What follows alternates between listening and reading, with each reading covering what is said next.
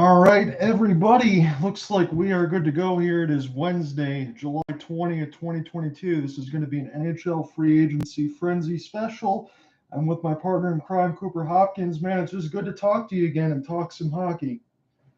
Man, John, it is fantastic to be with you as always. And, it feels like the end of our playoff run, which saw the Colorado Avalanche take home the Stanley Cup this year, top of the mountain in 2022. It feels like that happened, because of so much that's been going on in this silly season, John, which I know we're going to get into. It feels like that was about 4 years ago, so I can't wait to get into it.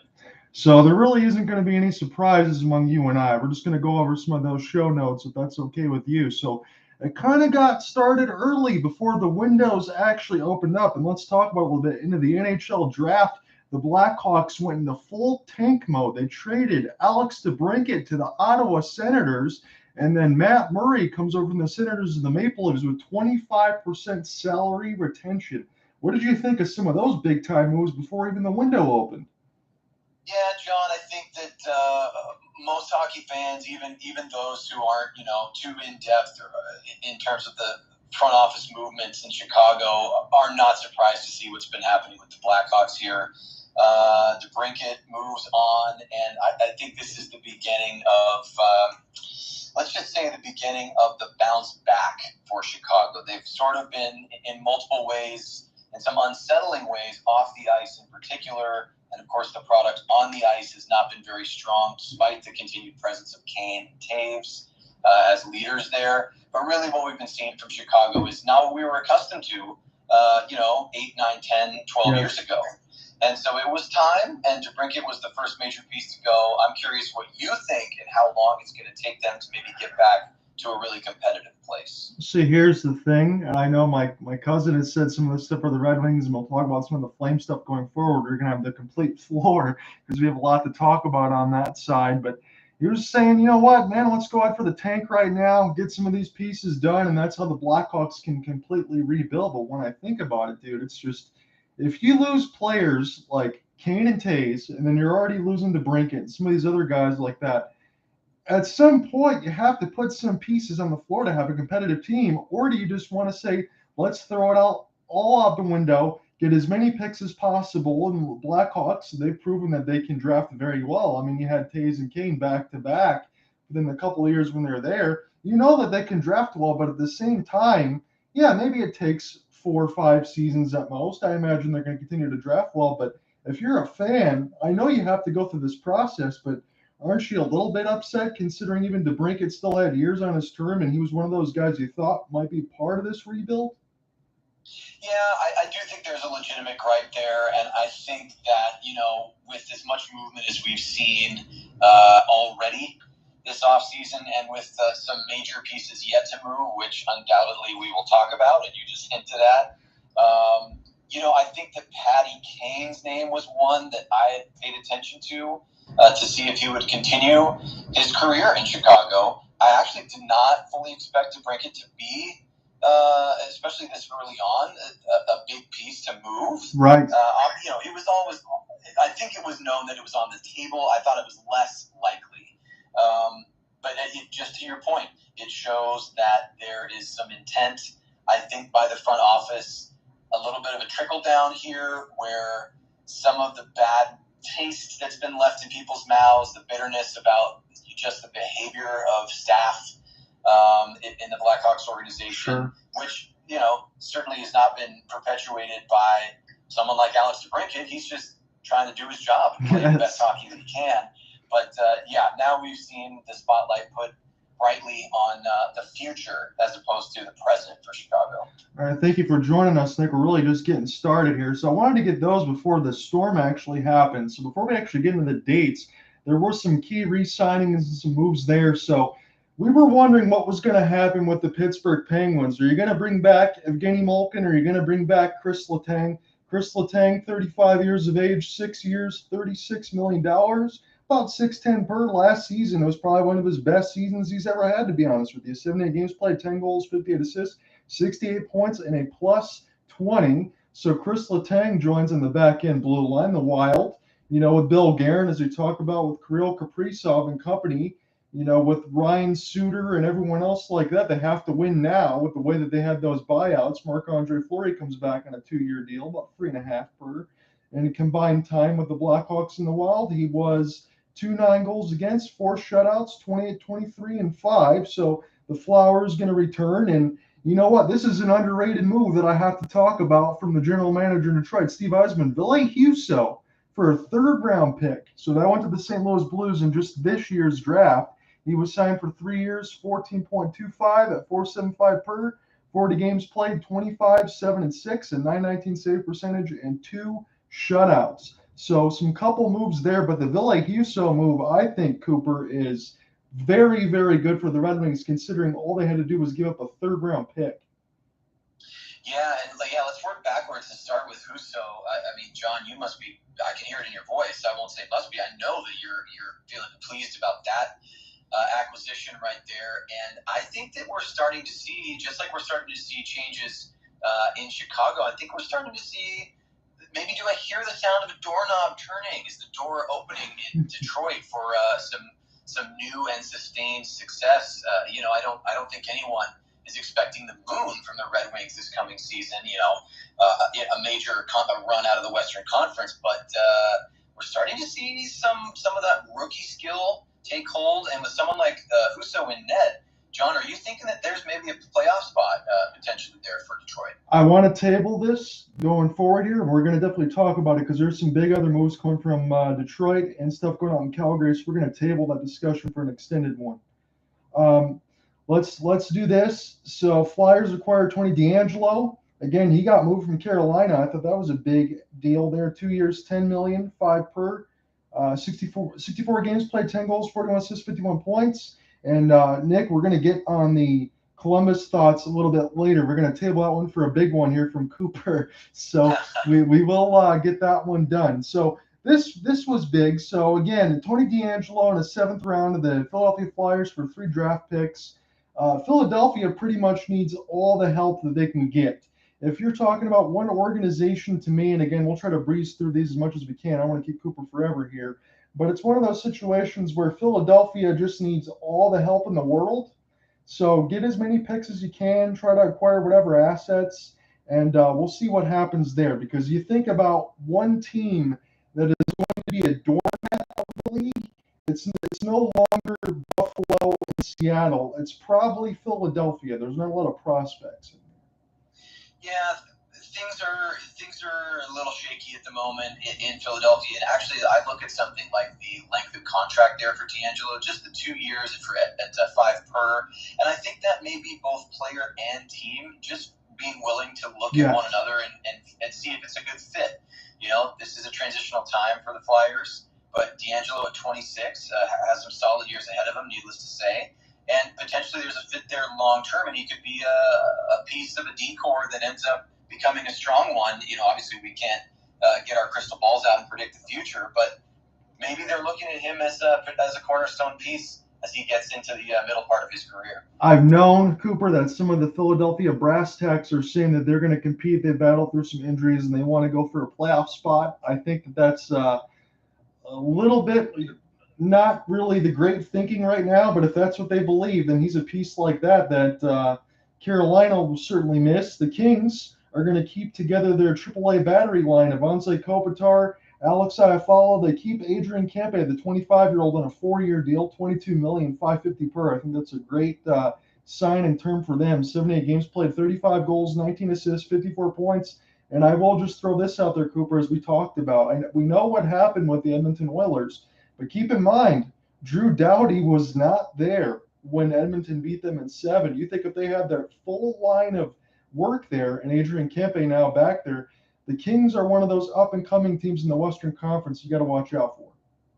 Yeah, I think so. I think back, gosh, now I'm aging myself. It's like I just had a flashback to when professional sports series were like best of 9. I'm thinking of like Ken Burns' documentary on baseball. My point is, if that series were to have gone 9 games, let's take that odd number and get best of 9, someone's got to get to 5. I honestly think that you might have a point there, John. I think that with their full complement of players, including Mr. Gaptooth himself, Double D, Drew Doughty, I'm pretty sure that they would have really put the screws to Edmonton there, as they were able to get by the Flames, of course, in round 2 in the Battle of Alberta, but then were exposed by the eventual Stanley Cup winners. Yeah. So one of these situations, I think this is a had to for Nashville, but I don't mind it. I think it's exactly what they need to do. Philip Forsberg, 8 years, 68 million, 8.5 per. Last season he was outstanding. 69 games played, 42 goals, 42 assists, 84 points, career high, and his previous was 64 points. Look, we understand what happened in Nashville going into the postseason there with Colorado, but Philip Forsberg, he could have been one of those big prizes coming into free agency, but he's going to stay in Nashville. Is that the right term in signing for you, Cooper, on that one? Yeah, Philip must be comfortable where he is, and this is in stark contrast to a player that is no longer playing at the foot of the Rockies in Alberta. But Forsberg decides to stay put, and age 27, he's going to be 35 when he's at the end of that contract, and at $850 per. That's about what I was expecting, somewhere in that 8 to 9 range, and it just speaks to his comfort level and his ability to look forward and say, hey, the Preds here have a solid group. Obviously made the most brief appearance possible that you can in the Stanley Cup playoffs, just a few games there before bowing out very quickly. But I think it's a smart move. He was a name tossed around early on in the free agency period as a potential big mover, and ultimately did not come to pass. We had some more surprises that I know, John, you and I are going to get to pretty soon. Yeah, we're definitely going to do that. So, Alexander Georgiev, your Avalanche goaltender, they don't keep Darcy Kemper. They're able to get Georgiev, 33 games played, 15, 10, and 2, 898 save percentage. Look, I understand the save percentage is not that good, but the 292 goals against us and 2 shutouts are. Georgiev is one of those guys that, unfortunately for him, he was playing behind the best goaltender in the world, and Igor Shesterkin. So the Avalanche, look, we did all the games in that series there, Cooper, pretty much, and we know what Darcy Kemper did. He did the job. We gave him full marks for that. Alexander Georgiev is definitely one of those pieces that I think is ready for a larger role, and especially when you have a team like that, I expect him to do well at Ball Arena in Denver, Colorado. Yeah, I think so too, and I think it's probably the right move for both of those squads. I think that Georgiev moving to a team like Colorado, so many miles away from New York, moving to another conference, and I think the Avalanche were comfortable with what they got from Darcy Kemper. I mean, listen, the man lifted the Stanley Cup. He was the Stanley Cup winning goaltender for the Avs.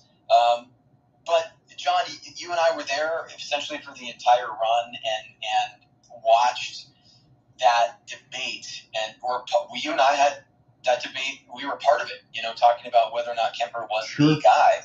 And listen, Kemper's fine to go get his money now. He's a Stanley Cup champion. His name's on the cup. He's done what he needed to do, and I'm excited to see what Alexander has between the pipes for the Avs. And you know what's not changing? Yes, there are some names that we'll get to that will no longer be wearing the cerulean and maroon, as you so accurately pointed out back when we were covering the playoffs. But really, the core of that Avs team is going to be there. We'll see what happens with Kadri. So there is a question mark still kind of hanging over their heads. But the Avs are going to continue to do what they do. And when you have McKinnon and McCarr, you can never count them out. And it'll be an exciting time with Georgiev in the crease. Absolutely. So we got some big, bold signings here before free agents. Get the notes in front of me. We might blow through these a little bit quicker here, though. Val Nichushkin, again, I think this is the easiest slam dunk in the world here for the Avalanche. 8 years, $49 million. It's a front-loaded term, so he's going to get more money right away. 6.13 next season. 62 games played, 25 goals, 27 assists, and 52 points for the former Dallas Stars product. He was money in the postseason. Penguins also re-signed Rickard Rakell, 6 years, $30 million, at 29 years of age. He had about 41 points in the season in Pittsburgh. They went back and they reunited the whole band back together because Evgeny Malkin's going to stay put and finish his career as a Pen. 4 years, $24.4 million, about 6.10 per, 41 games played, 42 points for Evgeny Malkin before the free agency window officially opened on that. Do you have any comments on any of those, Cooper, before we move forward?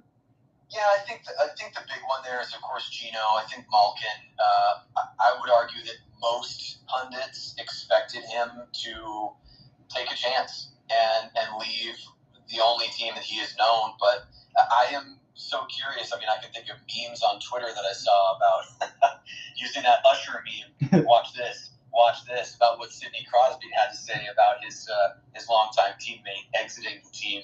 And so I'm sure there were some discussions with Sid the Kid, and I'm sure he said, keep him around. Keep Gino with me. Let's keep Letang. And they did so. And listen, why would the Penguins break what isn't really broken? Are things getting a little rusty, a little rattly when the car pulls out of the driveway? Yeah, a bit. And we know that their window is closing here with this group, even with Sidney, just because of age and some of the nicks and scratches that he's taken along the way in his career. But it's great to see Letang, Crosby, and Malkin stick with the team for however much longer they can sustain this level of success. And I think the fans in Pittsburgh agree with the move.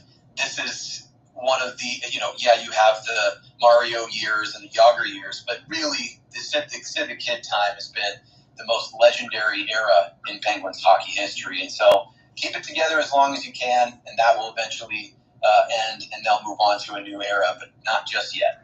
Yeah, I agree with you there. I don't think the window is officially closed yet, but especially when you bring those guys together. I mean, look, they took the Rangers to 7 games, and it was Genny Malkin that played the hero when I covered game 1 just to open in triple overtime. I didn't think I was going to make it the whole way through.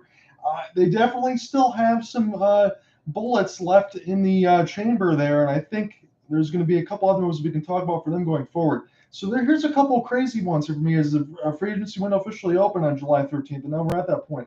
Carolina Hurricanes acquired defenseman Brett Burns from the San Jose Shark, Lane Pedersen in exchange for Steven Lorentz, Eetu Natamaki, and a conditional third in next year's draft. So Brett Burns is coming to Carolina. And I'm not saying that isn't the right move to do, but when I think about the Carolina Hurricanes, I don't think defense was much of the problem. In fact, when I covered a lot of their games, it kind of fell to Sebastian Aho, Vinny Trocheck, Evgeny Svechnikov, Teuvo Teravainen. Those guys just couldn't score. But here's a chance for Brett Burns to maybe possibly get a cup with a really good team in Carolina. Yeah, I think that he had, let's just put it in these terms, I think he had served his time, so to speak, in San Jose.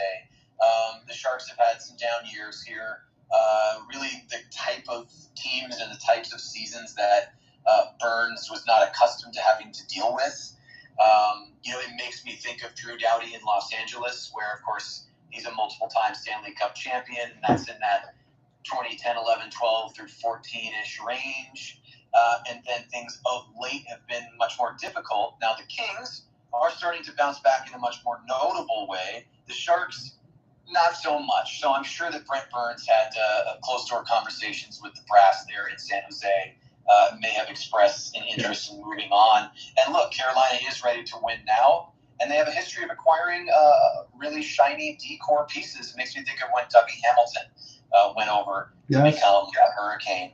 And so I think that Brent will fit in very well. It'll be strange to see him in the uniform, but it's a move that I think makes sense.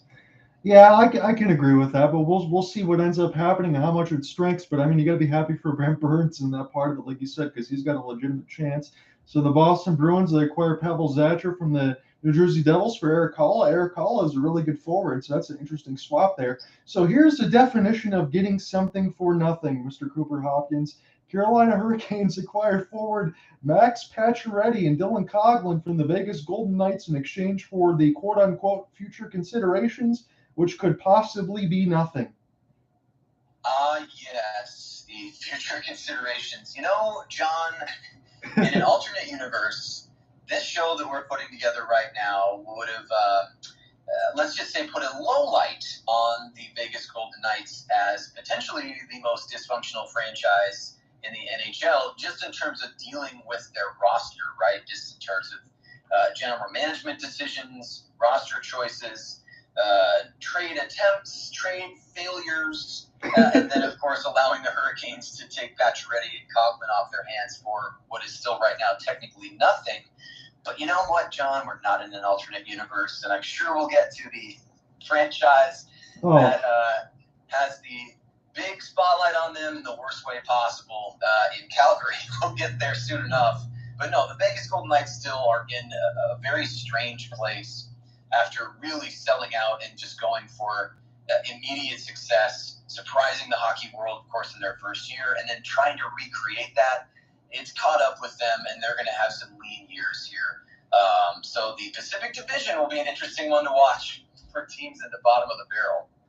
It might be open for Vegas in the next couple seasons here, Cooper. I still agree with you on that, but Riley Smith is the only one that is left on Vegas from their first year, if you can believe that. So Evander Kane, he has re-signed with the Oilers on a 4-year, $20.5 million deal. He was ridiculous in the playoffs, but his regular season numbers, 43 games played, 22 goals, 17 assists, 39 points, and I didn't have the playoff numbers in front of me, Cooper. Shame on me. I think that was like 13 goals, though, for Evander Kane. So probably the most easiest slam dunk decision Ken Holland could make, and he definitely benefited playing with Draisaitl and McDavid, did he not? Oh, absolutely. And I think that is part of the reason, maybe even the most significant reason that he is coming back. I mean, hey, who's going to turn down $5.13 million? And Evander Kane, to his credit, really an excellent postseason performance and was the leading goal scorer, I believe, in the playoffs until close to the end of it was either the midway point of the Stanley Cup Finals or near the end when finally he was overtaken. But his goal scoring prowess was shown in spades, and I think in 4 years he's going to have a nice little run there with Draisaitl and McDavid as we move forward. So as the Avalanche, again, you have to lose some assets because you can't keep everybody, but they do re-sign Darren Helm on a 1-year deal, 125, and Josh Manson, since coming up from the Ducks, he's going to come back on 4 years, $18 million. He's a pretty much stay-at-home defenseman at 67 games played, 16 points. Here's the interesting one here for me. The Toronto Maple Leafs, they did not keep Jack Campbell. In fact, again, they went to Murray, as we said, but Jack Campbell comes over from the Oilers now, 5 years, $25 million at 5 per.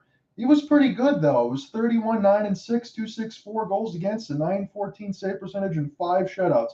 Again, he has proven to be good, but his question is, can he stay healthy, and will the Maple Leafs miss him? Because now the Jack Campbell era starts in Edmonton. It's no longer Mike Smith. Yeah, I will say follow me here, this will make sense in about 30 seconds. So until Jacob Markstrom arrived in Calgary, I think both Alberta NHL teams had been scrambling for a goaltender for a number of years. Calgary in particular, really since the departure of Miikka Kiprusoff, it was rough and lean time in the crease. I remember players like, Kari Ramo. He was their it's like guys from 2011. Who were decent maybe for a season and then moved on. Now we get to Mike Smith, who, of course, has played for both of the Alberta franchises. Mike Smith era is over, John, as you just said. Now it's going to be the Jack Campbell era. No bad blood and really not leaning into bias against Edmonton, given my Flames fandom.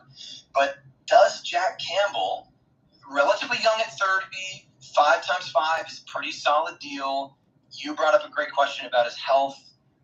Whether or not the Maple Leafs will miss him, my question is, do you think that he really offers a notable leap forward in the crease for the Oilers? It makes me think of war in baseball, right? Who wins above replacement?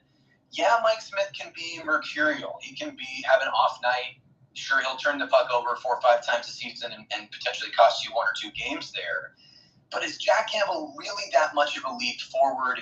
Will he result in multiple more wins than are already expected for Edmonton? That's where my question marks are. And I think the question is valid because when you look at it in between Toronto and now Edmonton, defense isn't exactly Edmonton's strong suit here, Cooper. And the fact that you talk about it with Smith, he's been really, really good during the playoffs. Jack Campbell hasn't had some of those same opportunities. Look, I understand it's hard to win a playoff series in Toronto, and again, that's no slight in the fact that it hasn't happened since 2004, but you're exactly correct. It's a long term, it's good money on him, and with the amount of money that they're paying Jack Campbell, he better damn play well like it. Yeah, and it will be either the belief of the GM in Edmonton sort of justified, right? Or I think that you'll see him potentially move on prior to the end of that contract actually playing out in full. It's actually in contrast. I was a little surprised to see Jack Campbell end up in the blue and orange, whereas this is someone you mentioned quite a while ago when we first started the show here. I just wanted to briefly say that Marc-Andre Fleury continuing his career in Minnesota, when he initially arrived there, it's just, I think maybe the visual caught me off guard. Yes. I didn't expect to ever see him in a Wild jersey, but him re-signing there for 2 years at 7, that actually makes a lot of sense to me. So if I were to sort of rank goalie moves, love the Husso acquisition by the Red Wings. Also really like Fleury potentially ending his career in Minnesota. He seems comfortable there. And the only punctuation I can think of is just a big question mark with Jack Campbell. He can do the job, but will it really push Edmonton forward? I mean, that's why we watch. We'll find out. Yeah, so you're essentially telling me, if I'm picking up what you're throwing down here, that Marc-Andre Fleury at 2 and 7 in Edmonton would be a hell of a lot better signing and give you some intrigue? Yeah, I think so. I mean, obviously the Flower felt very comfortable and seems to want to, what is almost certainly going to be wrapping up his career in Minnesota. We all felt very strange when he left Vegas. But listen, that is water under the bridge now, and he's been in a couple of different locations. If he were to have moved, I certainly would have expected Edmonton to make a play for him. And I think it may be just as simple as the Flower saying, hey, I like where I am. I'm going to close things out here in Minnesota, get 2 more years in, and call it a day. And so Jack Campbell may have been the next best option for Edmonton. Okay, so I'm going to go through a couple of these bolded ones. We'll do that quickly because there's a couple big ones that we got to stop and talk about. So Maple Leafs, their backup goalie, that's official now, Ilya Samsonov from the Washington Capitals on a 1-year, $1.8. It's a proving ground deal for Ilya here. 23-12-5 with 3-2 goals against, .896 save percentage, and 3 shutouts. Coming off his worst season, he's got some flashes, and he's had worse numbers than Peter Mrazek since he's been over there for the Maple Leafs, when they always made the joke about he doesn't even know where the posts are. That's Ilya Samsonov's numbers there. So that's the backup there for Matt Murray. Thomas Greiss is now the backup for the Blues. The 36-year-old signed a 1-year, $1.3 million deal. Flames get Kevin Rooney at 2 years, $2.6 million. He's a good veteran forward for a decent cap, as we're going to continue to talk about more of that. I'm going to get Cooper's thoughts here in a moment when we get to the bigger moves. Robert Thomas for the Blues, I think he had to do that. 23 years of age, he's your big core piece.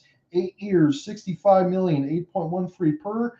72 games played, 20 goals, 57 assists, 77 points. And it's hard to argue, Cooper, that he isn't one of the better young players in the league there with Jordan Kyrou. So Robert Thomas gets his payday, and the Blues have their core together.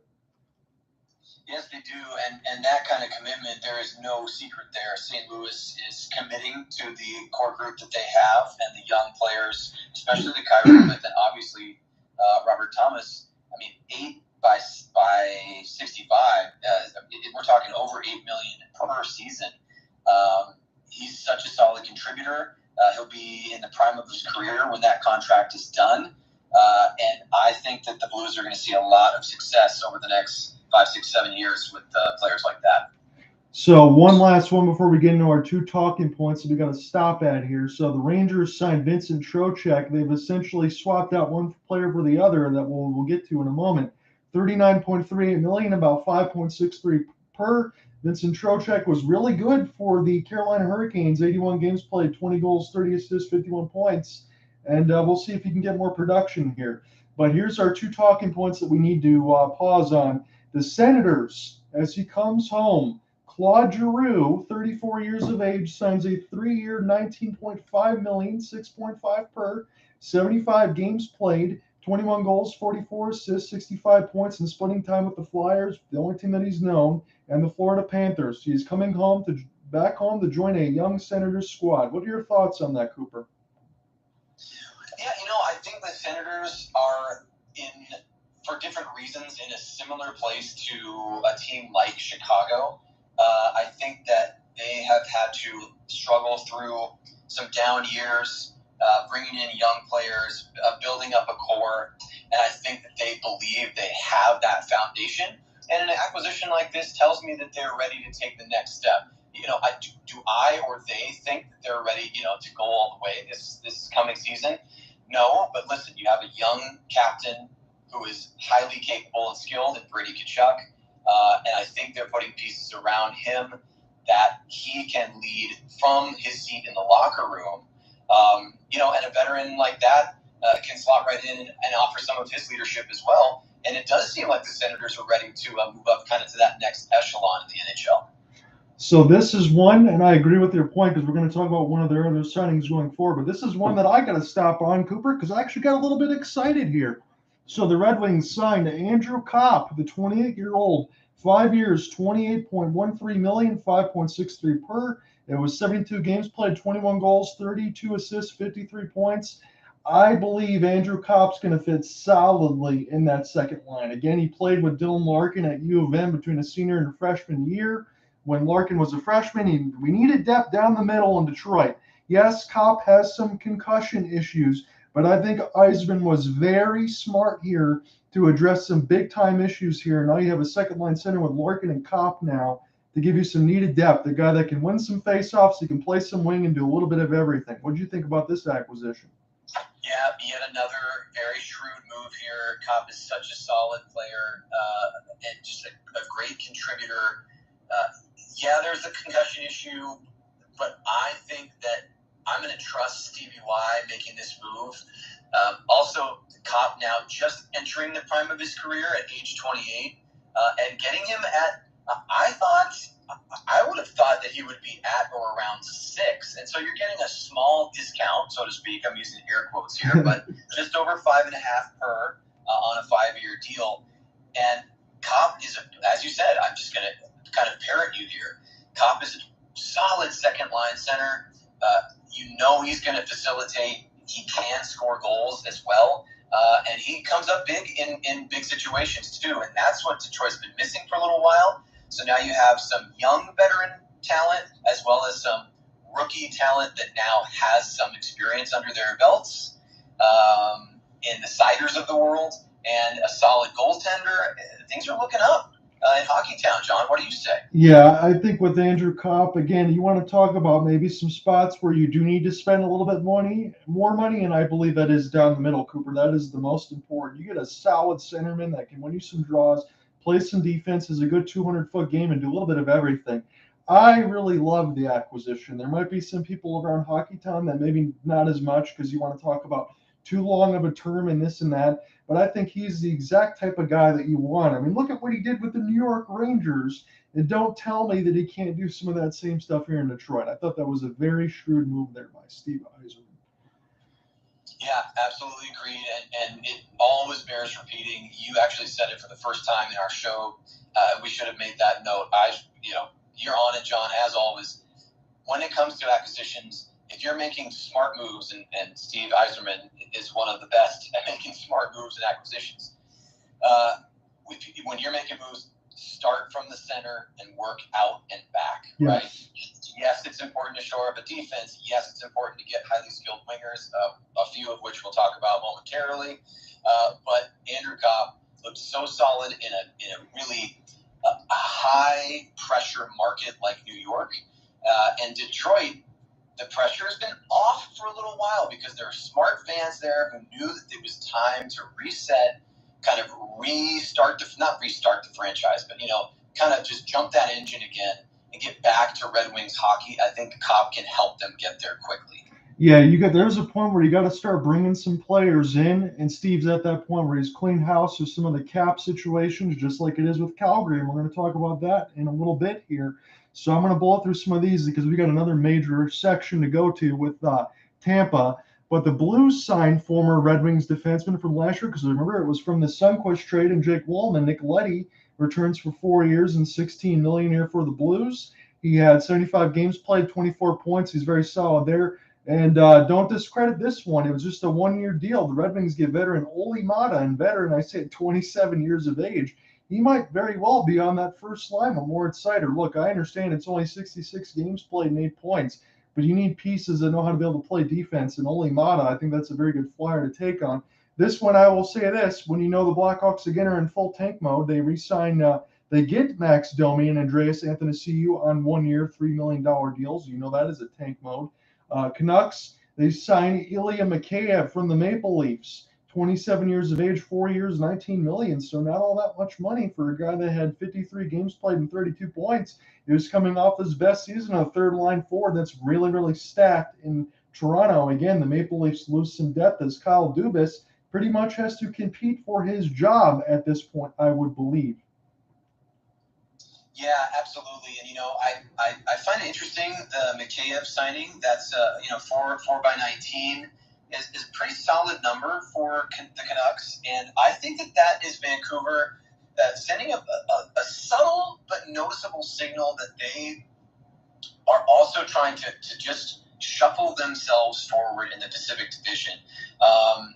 He's coming off his best season, as you said, John, and in your notes, which also I want all the listeners to know, John Ott does not mess around when it comes to taking notes on hockey, ladies and gentlemen. This man is thorough, and that is an italicized thorough. But Mikheyev in particular, I won't harp on it too much, just leaning into my sort of awareness of the teams in the Pacific. The Canucks, I think you're going to see a more consistent performance from them this coming season. The Maple Leafs probably would have liked to hang on to Ilya, but Vancouver should get some nice production from him in 2023. And then, John, I don't think you touched on it yet. I want to make sure. I know you're going to move down our list here. I know we're going to talk about Halak, right? Moving to the New York Rangers. Yeah, he's definitely another backup piece here with Igor Shesterkin. So you have everything else set up there. And I thought Halak's actually pretty decent as a backup, don't you think? Yeah, I think 1 year, 1.55, great deal, great term. It's not a full-on prove yourself deal. I mean, look, Halak's been around for a long time. I think the Rangers are just looking for someone who can basically give Shesterkin a break when he needs it and feel relatively confident in who they're putting out there. And Halak is exactly that, a solid veteran who is, not going to knock your socks off, but will get the job done. It's going to stop more pucks than he lets in and gives their all-world goaltender a little breather now and then. Success. I agree. So you have the Oilers. They re-signed Brett Kulak, 4 years, $11 million. He was really good during the playoffs, to be honest with you. 2.75 per, 34 games played, 5 goals, 16 assists, 21 points. I don't think the Oilers at this point, after Jack Campbell and now Brett Kulak, have much more room to do anything else because you already got Evander Kane taken care of here. So it might be a couple more years before you start seeing the Oilers do any other significant moves around Draisaitl or McDavid, or maybe, and I'm not hinting one of these guys is going to be gone by any stretch of the imagination, but there might come a time here pretty soon, Cooper, where you got to figure out what you're doing with McDavid and Draisaitl. Yeah, you nailed it right. I mean, if you had been throwing a dart, John, give yourself all the points, my friend. It's right in the heart of the bullseye there. It's just Kulak, solid decor piece. I'm actually sort of in a weird backwards way, kind of proud to see the trajectory of Kulak's career. Former Flame, so I am aware of him more so than some of the other kind of mid to lower mid-tier, defensemen in the Western Conference. And yeah, he really, I wouldn't say shone in the playoffs, but that's not always what you need from a defenseman. You just need somebody who's a stalwart, right? Absolutely. You just need someone with that strength and ability.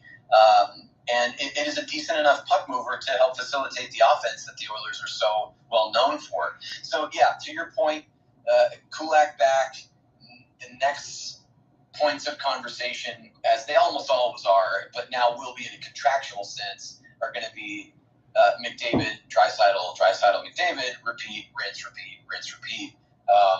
Keeping them in Edmonton will be of paramount importance because if they leave Edmonton, there will be no hockey players left in Alberta, John. So here's an underrated big one here for me. I don't know, maybe you have some thoughts on this. Frank Petrano goes to the Ducks. 28 years of age, 3-year term at 10.95, up 3.65 per. 71 games played, 32 points. He could score. He can assist a little bit. I'm surprised he didn't get a little bit more of an expanded offer sheet from contending teams, but I think he's got an excellent shot. And he might be poised for some breakout numbers, but especially when you got all that Trevor Zegras magic there on the Ducks. Yeah, I think the Ducks, this is probably, this acquisition, this is probably the only time that you and I, or really any other hockey broadcasters, are going to talk about Anaheim while we discuss free agency. Vetrano, I think, is a great get for them. 3.65 per year for 3 years, and a chance for Vetrano to maybe become a little bit of a leader for an Anaheim squad for a new direction. I think, of course, a lot of that direction is going to be determined by Zegras and his play, but that's a lot of pressure just to put on a player that young. And I think bringing in someone like Vetrano, who doesn't have sky-high expectations, right? He's not Johnny Gaudreau. He's not, he's not Andrew Kopp. He's Frank Vetrano. He can contribute and can help Anaheim, just kind of like Vancouver. Now, Anaheim's a few steps behind where Vancouver is, but just a little bit of a shuffle forward to show themselves and the fan base that they're moving in the right direction. I think Vetrano can do that. Yeah, first and second line time for Frank Vetrano now. It's a show-out time. We'll see how he does with it. So here's the small lightning move, and then it kind of shocked me because we're going to talk about all three of these at once here, Cooper. So Vladimir Mestikov, he reunites back from, he goes to Tampa, wins some cups, goes back to Tampa on a 1 year, 2.5 deal. And he's a pretty solid third, fourth liner. Goes through and get you some face-offs or play wing. So I was like, all right, that's what Tampa needs to do because they're up against salary cap constraints. And then Cooper, it's Mikhail Sergachev, the 24-year-old. Remember, he was 18, 8 years, $68 million, 8.5 per. Mikhail Sergachev, 78 games played, 7 goals, 31 assists, 38 points. Hard to believe, again, he's in his 6th season. But the Lightning weren't done yet. It was 3 moves hammered all in a row. Eric Chernak is going to return on an 8-year deal, $41.6 million. And Anthony Cirelli, the 24-year-old, gets an 8-year deal, $50 million. Cirelli, I thought, was great too. 76 games played, 17 goals, 26 assists, 43 points. He showed out very nicely when Braden Point missed some time, and he's a no-brainer for me because in his career for Tampa, he is a plus 79. So Sergachev, Chernak, and Cirelli all get locked up to long-term as Tampa keeps their core together for their 2 defensemen and their star forward. Yeah, John, I don't think that you and I have any differing opinions on this. I think all 3 are the right move. Did I expect Sergachev to be at 8.5 per? Maybe not. Maybe I thought it'd be a little closer to 8, but that's splitting hairs. That's someone you had to re-sign. As you said, the kid's only 24, but it feels like he's been in the league for a decade. Mm-hmm. He is a contributor, solid in the playoffs. Chernak, the same. You make a great point about the McDonough move and how it connects to Chernak, but by and large, Tampa Bay is saying, we like who we are, what our roster is, what we've done with these players, and especially with the center like Anthony Cirelli, who's a name that we said a lot. Yes, we did. Playoffs. Am I right, John? Yes. We expected a lot from him because he, I think, has now shown another level to his game, and we can, just as Tampa Bay is, expecting to see that high level from him much more consistently. Is 43 points blowing anyone's hair back from last season? No, but the way he stepped up in the playoffs, specifically when Braden Point was unavailable, very impressive. He gets rewarded for that work, and he's also just 24. This young core is going to be there, both on the blue line and down the middle for Tampa Bay. So, barring some major changes, look for them to just keep competing the way they have been for years now. So, Cooper, when you think about it, what happened to them between the Colorado Avalanche, right? And then you look at this and you go, bam, bam, bam. The core is all set. They're young. They're good. This really reminds me again, and not just because it's all in bold and it's my notes, but it's one of those situations where you look at it and say, Tampa's really not going anywhere for the next few years, I don't think. Do you? No, I think you're picking up exactly what I was laying down there, which is that I think we're going to see this Lightning team stick around at the top of the Eastern Conference for, I would say, barring drop-offs in the level of play from these guys. We're talking just these 3 players alone haven't even hit 25 years old yet, or excuse me, Chernak is now 25. But when we're in the 2023 season, Sergachev and Cirelli are going to be turning just 25, but they already feel so entrenched in the success that Tampa Bay has had that I think it's only going to perpetuate more. And let me throw it back to you for one last thought. Do you think some of these decisions from the Lightning front office is it reminding you at all of the way Detroit handled their business for so many years when they would, yes, of course, there would be free agents brought in, but really it was always about that Red Wing core. You could say a name, you knew that it was Detroit through and through, that those players weren't going to get moved. Now, ultimately, the franchise had to kind of pay for those decisions much later down the line after all that sustained success.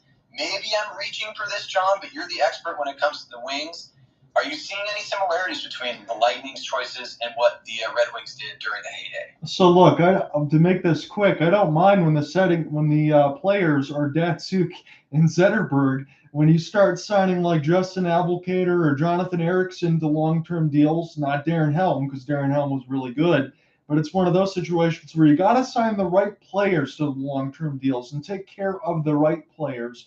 And it certainly seems like the Lightning are doing that. So I think that's a very astute observation by you. But you got to make sure it's the right players you sign for a long term and not guys that are not going to be part of your future. And I certainly believe that Julien Brisebois did that just the other day. So as we alluded to, as we're moving forward here, Darcy Kemper, he's got a new home. It's with the Washington Capitals, the 32 years of age goalie here, signed for a 5-year term at 26.25. So maybe Darcy Kemper is going to finish it in DC here.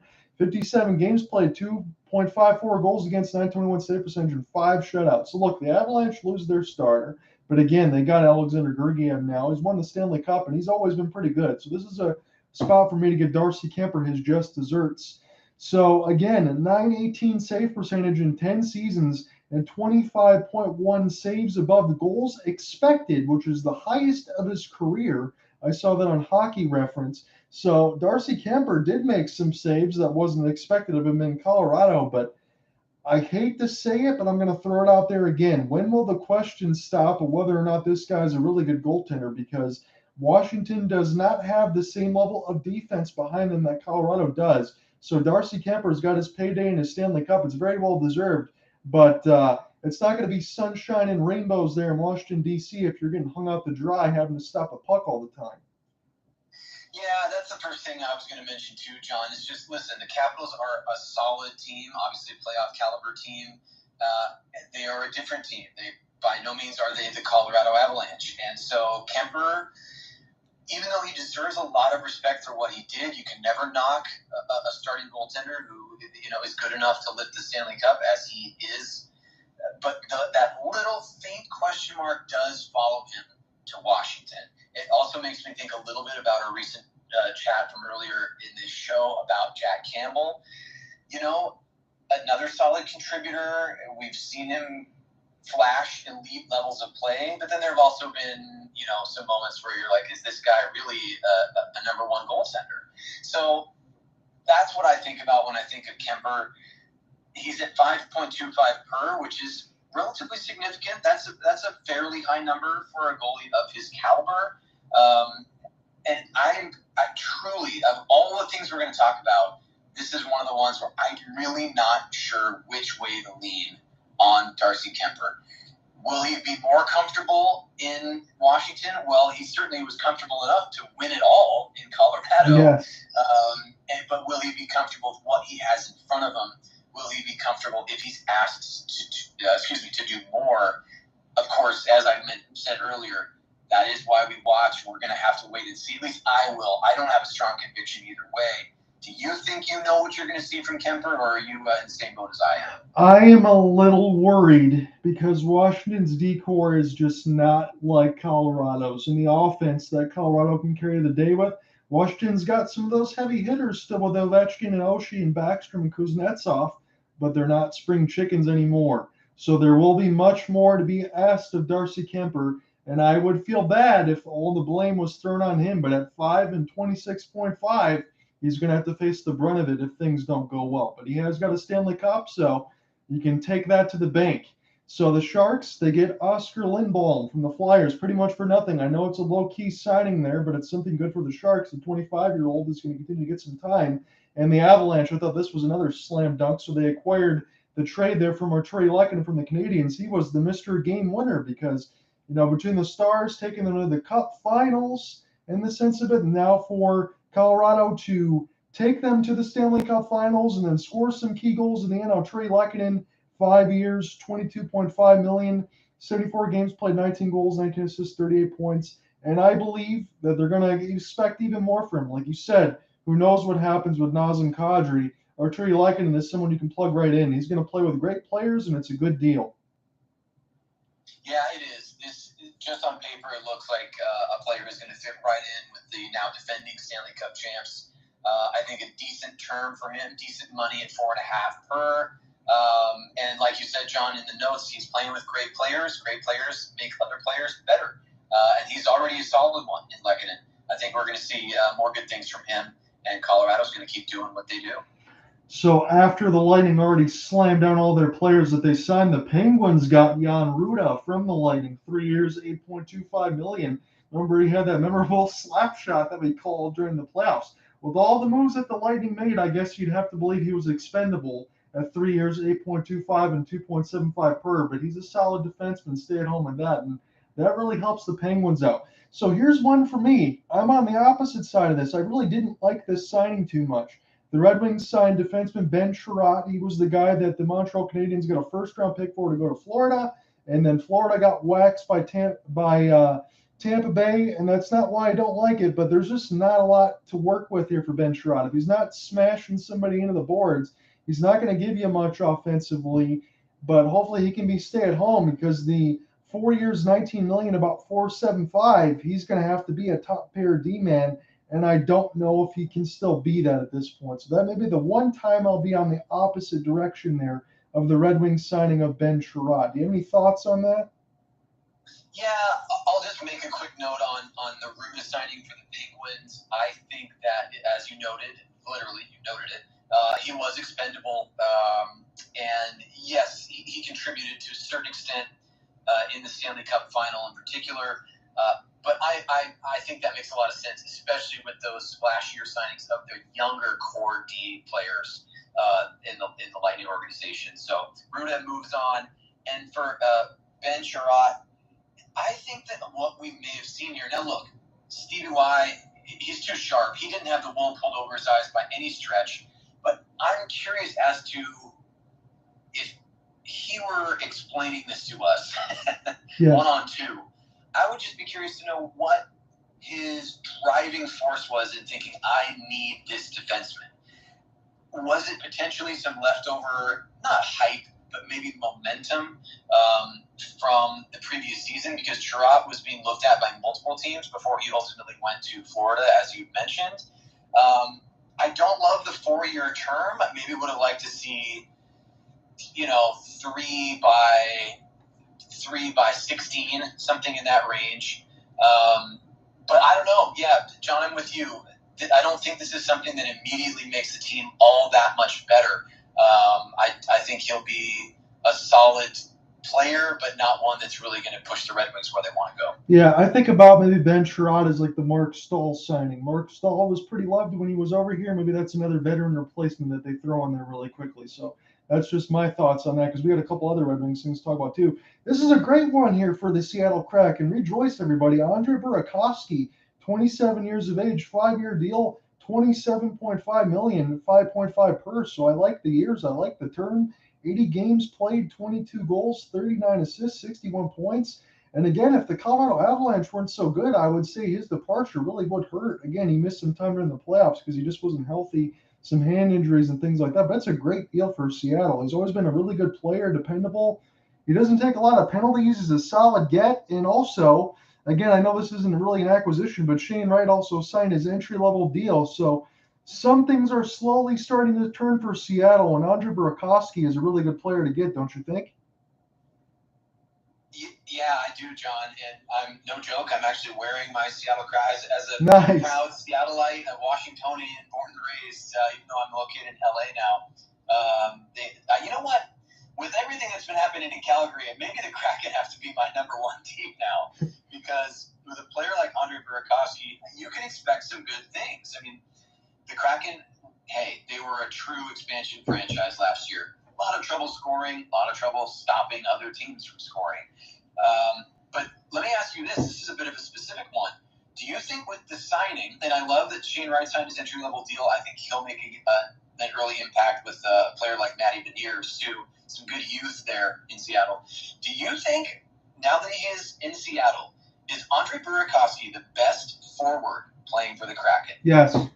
I know I can't really give you much more analysis than that, Cooper. I'm just going to say yes by a lot. That's all I was looking for. You and I agree, my friend. I think that's a huge get for Seattle. I'm excited to see what Burakovsky can do there. It will be strange, to be honest, to not see him in an Avalanche uniform. And, of course, that's some recency bias from seeing what he did during the postseason with the Stanley Cup winners. But I'm thinking good things are coming for the Kraken and Burakovsky. So the Kraken also get Justin Schultz coming over from the Blues, 2 years, $6 million. So that's a great one there, too, for the amount of term in years. Again, 74 games played, 23 points is a solid bottom six pairing at most. And even if it goes south, they can easily move them because the cap and everything else is all set up there on that deal. So I like that one. Sharks get Nico Sturm as the Avalanche lose another one. Andre Kasha, that's a really solid get as he comes from the Maple Leafs of the Hurricanes on a 1 year, $1.5 million. So 50 games played and 27 points, and that only goes into 1 year, 1.5. Sign me up for some 26-year-old Andre Kasha. I think that's solid there for the Hurricanes.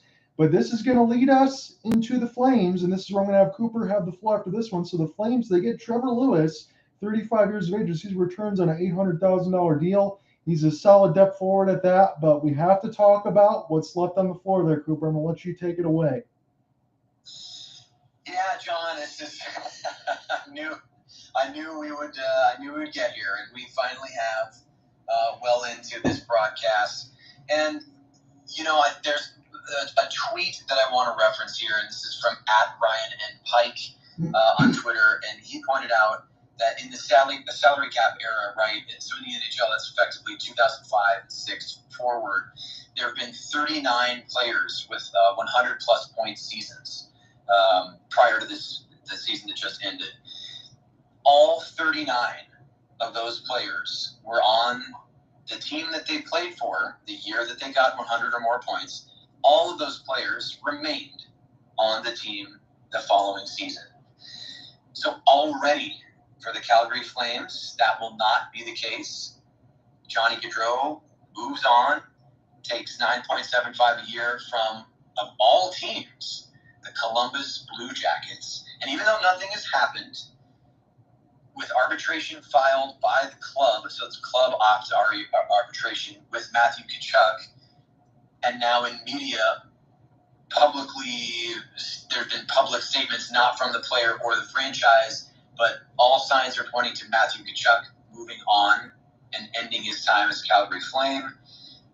There is a real possibility, John, the reason why I started with this tweet, that the Flames could be not only the first team since 05-06 to lose a 100-plus point player, they would be a team losing 2 100-plus point players between seasons. And it is a tough pill to swallow. On playerstribune.com today, Johnny Gaudreau, it's an article I have yet to read. To be honest, I started to read it and actually had to stop. I'm still processing as a fan what has taken place here. But some really serious questions are being raised, not only about the Flames as a franchise, what they offer players, how attractive is it to play in a place like Calgary, oldest arena in the league, higher taxes. There have been questions raised about Canada's approach and ongoing policies around COVID, sort of lockdown, masking policies. Any number of angles could be taken here. But ultimately, one of the best wingers in hockey, whose nickname literally is Hockey. It's Johnny Hockey. He now is a Blue Jacket. I think, John, Flames fans and fans all over are a little surprised. The expectation would have, of course, been that Johnny would end up in the tri-state area in the States, somewhere like Philly, somewhere like New Jersey, which I believe he and his camp were having discussions with. It seems that he's admitted he would have ended up there if Jarmo Kekalainen, the GM of Columbus, had not called and finalized the deal that he ultimately took. it bears mentioning, as tough as a pill it is to swallow. The Flames actually offered a significantly higher amount of money. I know it was in the 10-plus range for Gaudreau. If I'm remembering correctly, it may have even approached 11 per year. And Johnny Gaudreau chose to turn that down, and has tried to address the shock and sadness and some anger from a very passionate Flames fan base.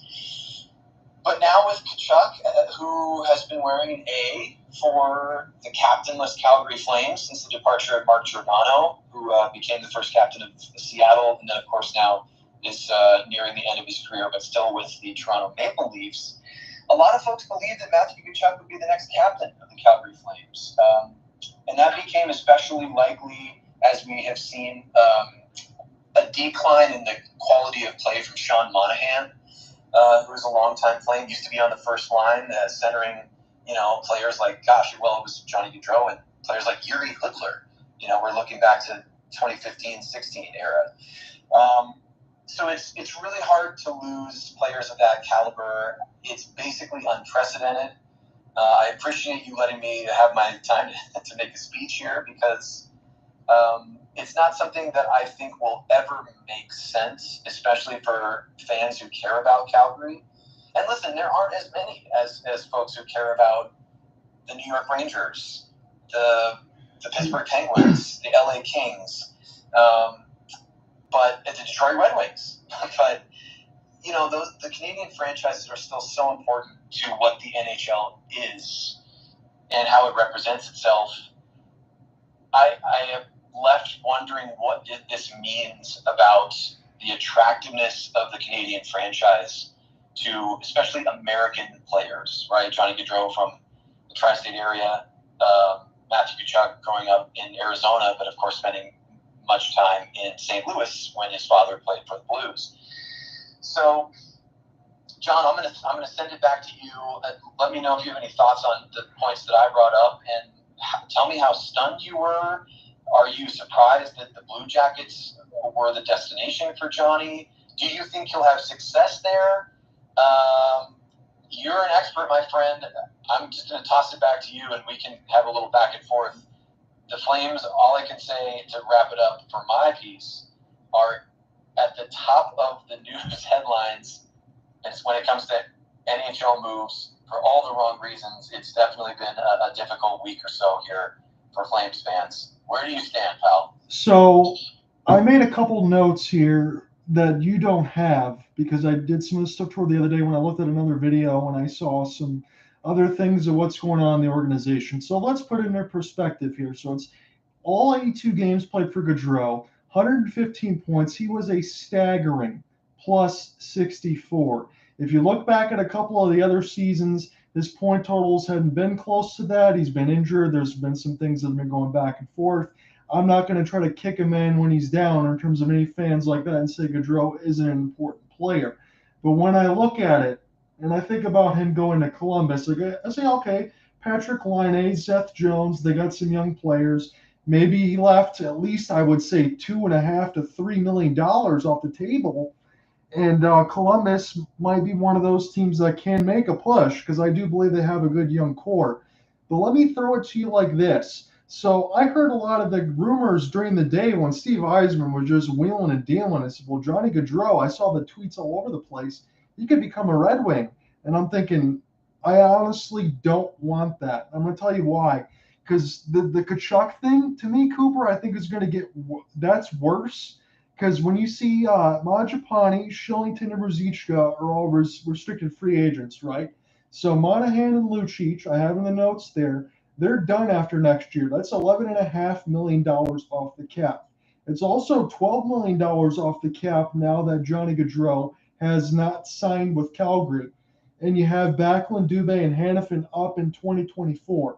So going even into next year, depending on what happens with Tkachuk, because it seems like now they're not going to let Tkachuk go for nothing.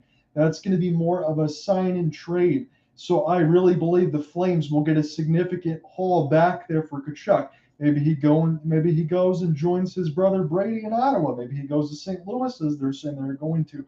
But I don't believe, and I will say this, whether you agree with me or not, that this is the worst case scenario for Calgary. They're going to have so much money coming off the books next year, on top of the money that from Gaudreau not signing, that Calgary is still in a decent situation. Yeah, listen, I absolutely appreciate the view, and nor do I want to take an unnecessarily negative look at what's happened. I actually do agree with you, or right off the top, that the Tkachuk situation is more serious for the future of the franchise. But then also, I think in the truth, or potential truth, because nothing's happened yet, but it looks like it will. Something is leaked. We don't know if it was from his people or how it got out, but he has apparently given the Flames management a list of teams that he would be willing to be traded to. My understanding is that Nashville is a front runner potentially. Oh boy.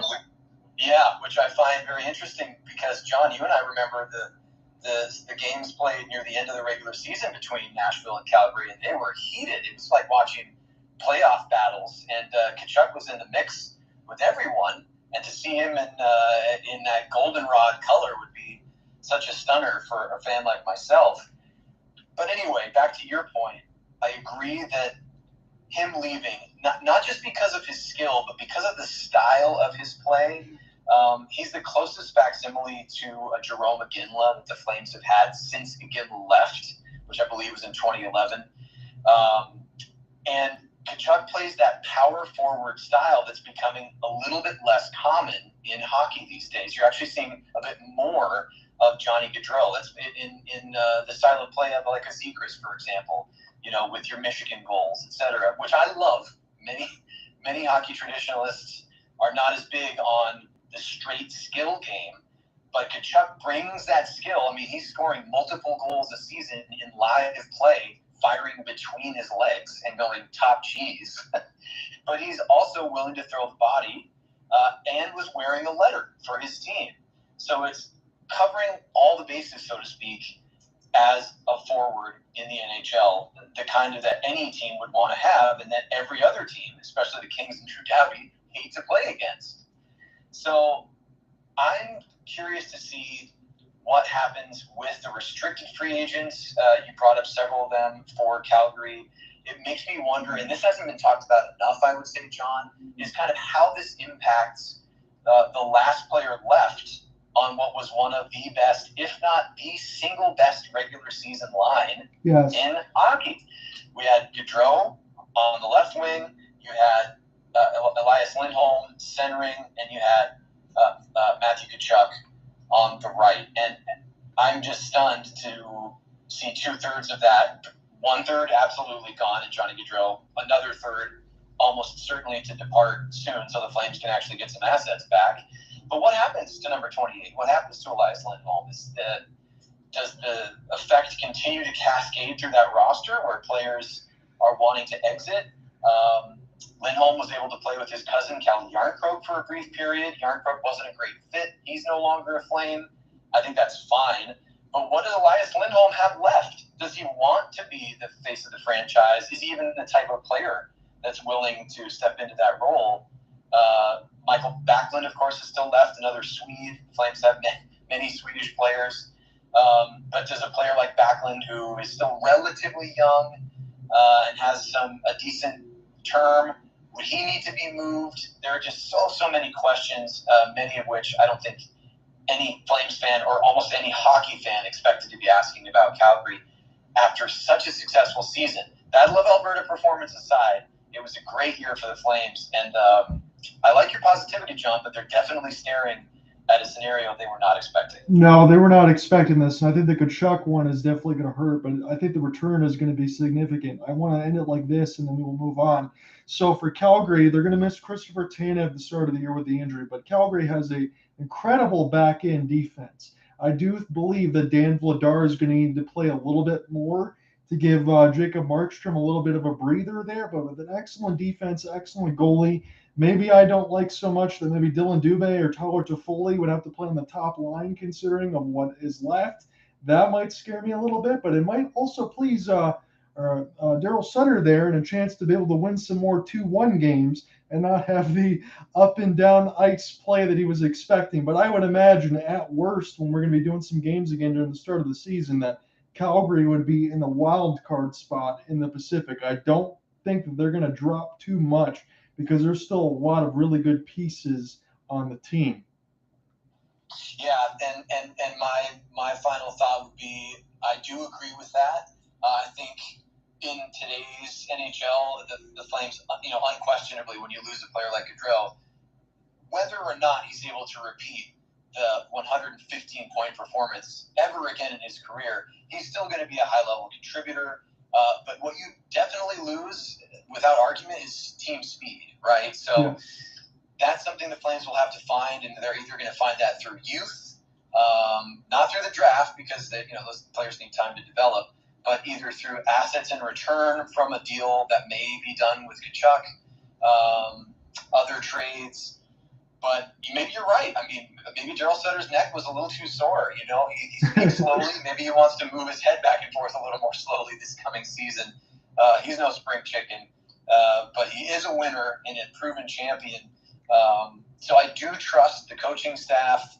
I do trust that defense, even with Tanev needing to come back from a significant injury. And even though there was a shaky moment or two for Jacob Markstrom in net, I do trust him as well. But boy, what a stunner for the Flames. No matter whether you look at it with rose-colored glasses or if you look at the ground with your head between your knees and tears in your eyes, the Flames will be a different team this coming season, and let's hope for the best. I certainly will. Yes, they will. And I almost missed these for the Red Wings side, and I have to go ahead and get to these because they're going to be a different team as well. I like these moves by Steve Eisman. Again, they were smaller term deals, but I thought that they were slam dunk ones. So the Red Wings got Dominic Kubalik from the Chicago Blackhawks on a 2 years, $5 million, 78 games played, 32 points. I believe he can easily fit on a second or third line and help the power play and can be moved. And the same is said from the St. Louis Blues. Maybe it's the repentance there from Adam Oates. I'm not sure what it is there, but the 34-year-old David Perron, again, he's a solid veteran, 2 years, $9.5 million, a 4.75 cap hit, 67 games played, 57 points. Dominic Kubalik and David Perron will help a power play that really, really needs it there. Now, with the new coach coming over and Derek Lalonde from the Tampa Bay Lightning, where he's been there, done that everywhere that he's been, Eisman is putting as many pieces as he can around this Red Wings team. And look, I'm going to say this in all honesty. Do I expect the Red Wings to make the playoffs? No, I do not. But if you remember going into last season, they were firmly into the wild card spot all the way through January until the bottom fell apart and everything just fell out, kind of like the Anaheim Ducks' long losing streak. This is going to put the Red Wings in a better spot to be in contention closer to March and April with good contracts that can be moved. So Eisman made 5 moves during the deadline that I thought addressed all sorts of issues between offense, face-offs, defense, power play, everything else. There should be a much better product on the ice, and I can't wait for the season to start on that end. So there's just a few other moves I want to talk about, maybe some standing stuff as I can get Cooper pretty much out here on time. So it's one of those situations where there was a couple of decent trades here. So the New Jersey Devils acquired defenseman John Marino from the Pittsburgh Penguins in exchange for Ty Smith and a third-round pick in the 2023 draft. So John Marino goes to the Devils. The Devils have always made a ton of moves here, Cooper, but we'll get to a point where they've always had this draft luck lottery here in terms of everything else that's going for them. But all these moves don't turn out to have some regular season success, and maybe, just maybe, it'll be time for the New Jersey Devils. And then the Pittsburgh Penguins, another big one. They get Jeff Petrie from the Montreal Canadiens. So you have Letang, you have Petrie, you have Evgeny Malkin back there with Sidney Crosby in exchange for Mike Matheson and a 4th-round pick. So flurry of moves there, good for the Devils, good for the Penguins. Does Jeff Petrie still kind of move the needle a little bit? I think Petrie moves the needle, and I don't want to skip past that specific question. But listen, let me just say, Kubalik and Perron on the Red Wings. I'm happy. I'm happy for you. Those are 2 great players at different points in their careers, right? Perron 34, Kubalik 26, but I think fit right in I love the way this Red Wings team is being rebuilt right now. I mean, the least surprising realization of free agency. Oh, hey, guess what? Steve Yzerman's making great moves. Right. Shocker. Yeah. He's doing a fantastic job. And even if you're right, John, even if the playoffs aren't ultimately going to come into form for the Red Wings this season, I think the team, that's actually what I was trying to say, the team will come into form even if playoffs aren't really fully realistic yet. But man, oh man, we're seeing the groundwork being laid. It's great. And that's one of those situations, Cooper, I can bring this point go ahead and change the culture. We do have to get a good fire in this and bring in the players that are willing to change that culture. And that's why I believe Steve Yzerman's fully making a headway and making some moves. I'm not going to go ahead and go all the way toward the trade deadline because it's going to be another show because there's some rumors that's going on between Tyler Bertuzzi and Jacob Vrana, and we can table those down the road. But with all the moves that are being made in there now, this is the foundation, as you said, and I believe that that's very important. So again, the Golden Knights, they re-signed Riley Smith. He's the only original misfit that's left from the Vegas Golden Knights team. And I still can't believe I'm saying that. 3 years, $15 million. He's always pretty solid. 56 games played, 38 points. The Flames do get a port and re-sign there, Nikita Zadorov. I like this one at 2 years, $7.5 million, 4 goals, 18 assists, 22 points. What's your thoughts on Zadorov here, Cooper? Yeah, I think that he really became a big piece of what the Flames are doing. I liked his game this past year. There were only a couple of times when I watched him on the blue line and thought, oh, Big Z's having an off night. And listen, every person, every hockey player, there's gonna be an off night. But they were so few and far between, and more often than not, he was a really strong physical presence, but didn't let that be the only facet of his game. I think that there is some skill there, as we talked about with some other defenders in our list today. Also, like Kulak, a decent enough puck mover that he can help facilitate the offense for a Flames team that's going to need offense more than ever, certainly with Gaudreau gone and Tkachuk looking to be on his way out. So it's nice to see that he wanted to stay and that the Flames were able to make it happen. So the Ducks, Ryan Strome from the Rangers of the Ducks now, 5 years, $25 million, 74 games played, 54 points. Now with Toronto and Ryan Strome and Zegras and Milano and some of the other players there, it could be interesting here with the Ducks. I really like that signing. And then Dylan Strome, shockingly going from the Blackhawks to the Capitals on just a 1-year deal at $3.5 million. That is a value upon value. 69 games played, 48 points. I thought that was finally something good for the Washington Capitals. They've been playing the goaltending carousel. Dylan Strome is definitely someone that can fit in and score some goals. And again, that's another one of those ones I have to throw in the notes. The Blackhawks tank mode yet again. Cal Yarncroc, as you said, he didn't really fit in Calgary. He signed him with the Maple Leafs. 4 years, $8.4 million at that purse. So, I mean, we'll see what happens with Cal Yarncroc. He really doesn't have to do too much as far as besides just winning faceoffs and playing defense because Maple Leafs are just so good on offense. But I really don't blame Calgary for letting him leave considering that term.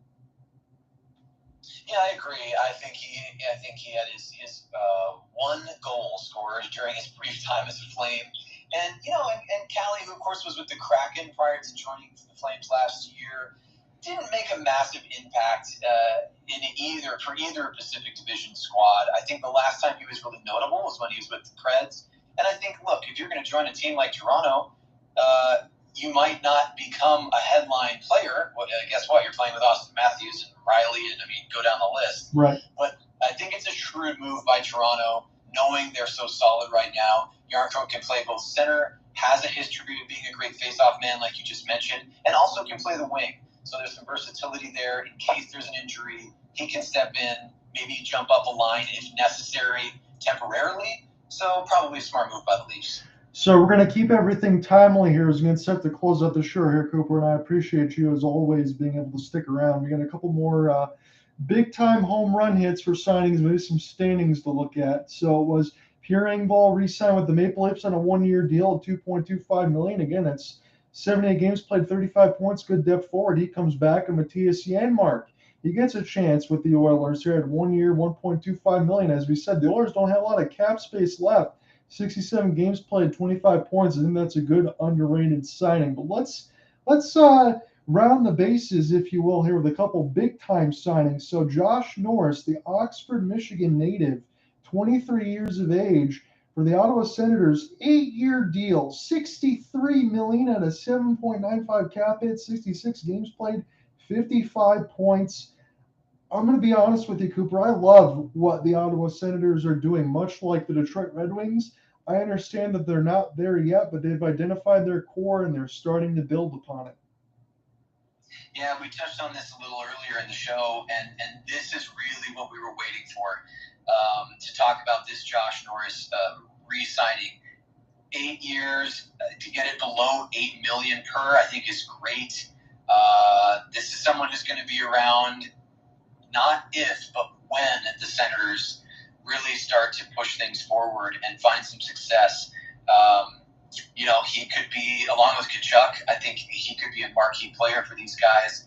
And the Sens I like it. I like the confidence in saying, hey, we've identified some players who want to be with us for a long time as we make a move up the standings, and he's a player who can help them do that. And this is one, you have to end on this. It really shocked me here, Cooper, but maybe the money has run out. Andre Palat's career in Tampa is over after 10 years. He joins the New Jersey Devils on a 5-year, $30 million deal, just 6 per, 77 games played, 49 points in the playoffs. Andre Palat was 138 games played, 94 points, and a plus 35. Andre Palat is no longer a member of the Tampa Bay Lightning. Wow, most folks, as they're nearing the latter stages of their career, if they're up in the tri-state area, the New Yorks and New Jerseys, they're moving down to Florida. He's going the opposite direction. He's going from Florida up the coast, and I think this is a massive get for New Jersey. It hints at what we were just talking about with the Senators. I don't think the Devils are, I can't believe I'm actually going to say this out loud, I don't think the Devils are in the same position the Sens are. I think the Senators actually might be a little more impressive than New Jersey this year. Obviously there's young talent for the Devils, and Palat's going to make a huge push. What a get for New Jersey. And I think especially important since they were unable to get their hometown boy, Johnny Gaudreau. Palat's going to be a major contributor for them. And as the Devils look to push forward and get out of the basement, Palat, believe it or not, no longer wearing the blue and white. He's going to be wearing the red and black in New Jersey. So we're going to close on this as we're looking through the Eastern Conference right now. You have the Florida Panthers that were 122 points, the President's Trophy.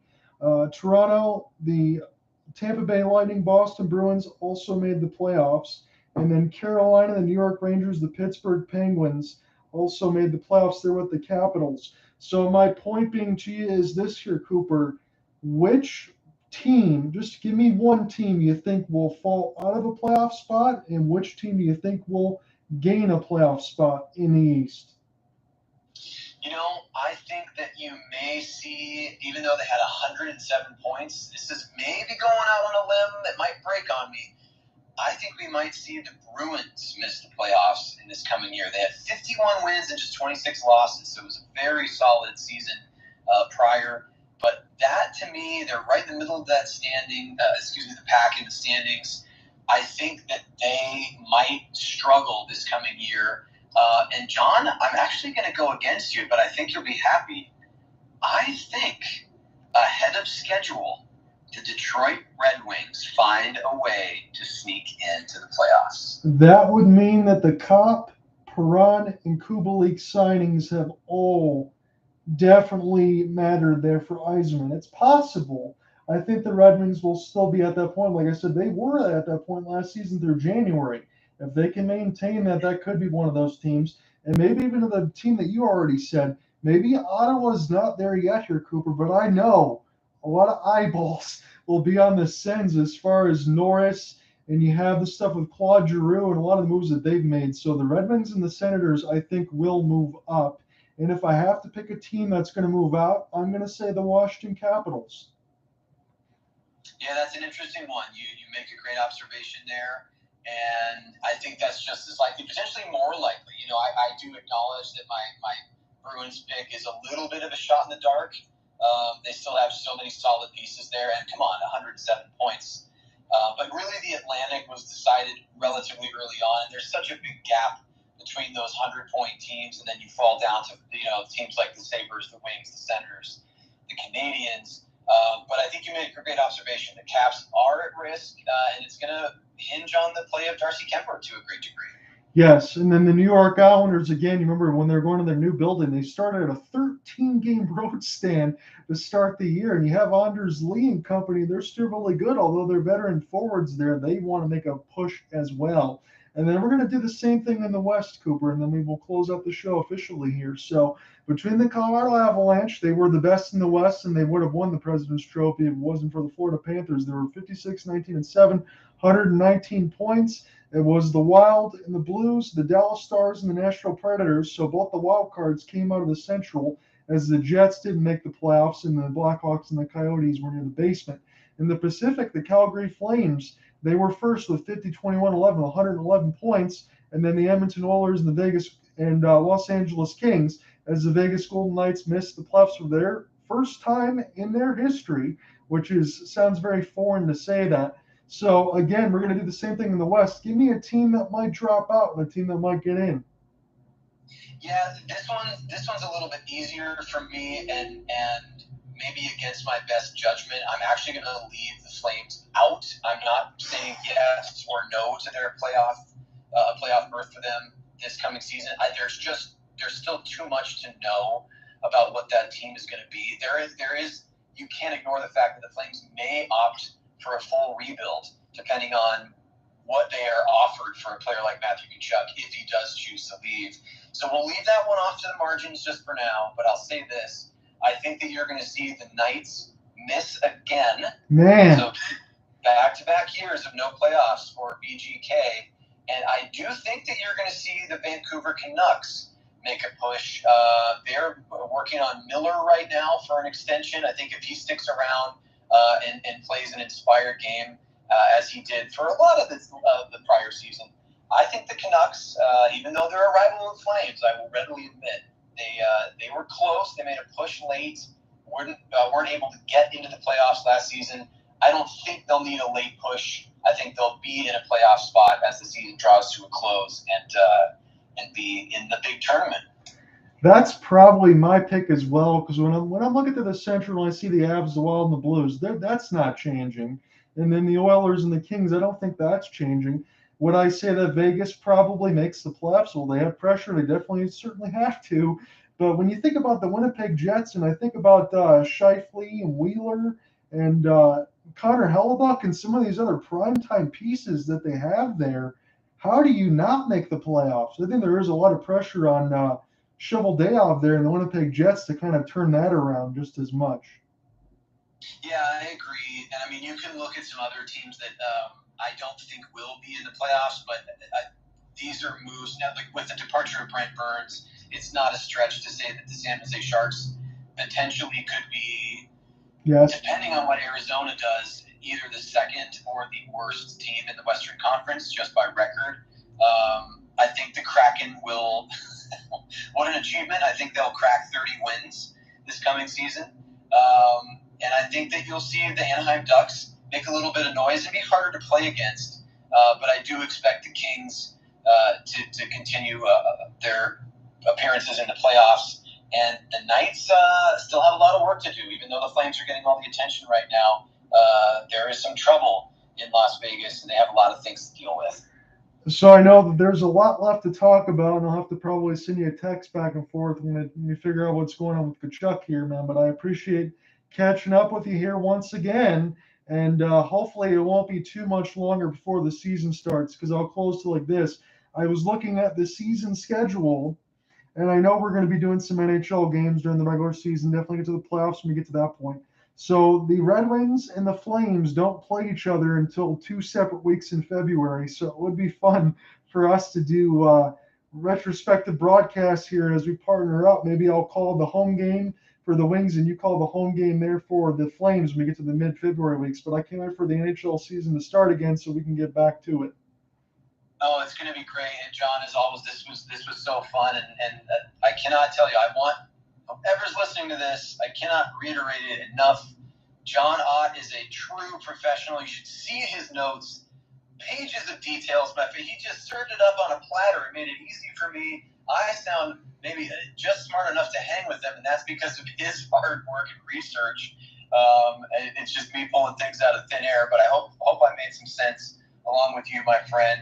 I'm truly excited for the direction of the Red Wings and what's been happening in Hockeytown.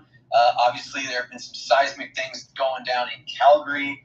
I think, no question, we'll do some Wings-Flames games. But also, my friend, when the Columbus Blue Jackets head to the Saddle Dome this coming season, you and I had better I'm there. that broadcast. I'm there. Yes, we're going to do that one.